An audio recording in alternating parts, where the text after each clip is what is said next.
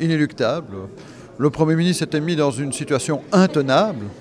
Il n'avait plus de majorité, mais même il n'a pas convaincu cet après-midi ses partenaires gouvernementaux. On a bien vu que dans les rangs du VLD, ça rechignait, qu'il y avait un mécontentement. Donc je crois qu'il a compris qu'il n'avait même plus le soutien de ses partenaires actuels.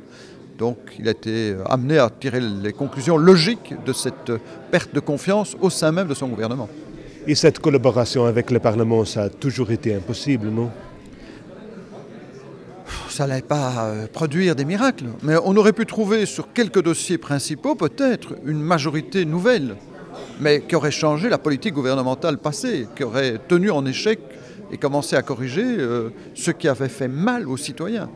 Par exemple, on aurait pu trouver une majorité pour abaisser le taux de la TVA sur l'électricité à 6%, notamment pour les revenus les plus faibles et moyens. Il y avait certainement des mesures qui pouvaient être votées par le Parlement. Maintenant, avec un gouvernement en affaires courantes, le Parlement a encore le pouvoir du dernier mot et pourrait voter des textes de loi ayant cette portée. Je le souhaite et j'y travaillerai. Quelle sera la suite maintenant pour vous des élections ou pas? Moi, je ne souhaite pas des élections anticipées. Ce serait un très mauvais signal pour beaucoup de citoyens. Ce serait un très mauvais signal même pour la confiance de l'étranger par rapport à notre pays. Sur les marchés financiers, tout ça ne serait pas bon. On sait que ça ouvrirait une période d'incertitude plus longue encore. Donc je crois qu'il vaut mieux avoir un gouvernement en affaires courantes. Certes, il ne peut pas prendre des initiatives nouvelles, mais le Parlement, lui, peut être un gage de stabilité. Les institutions ont besoin de stabilité.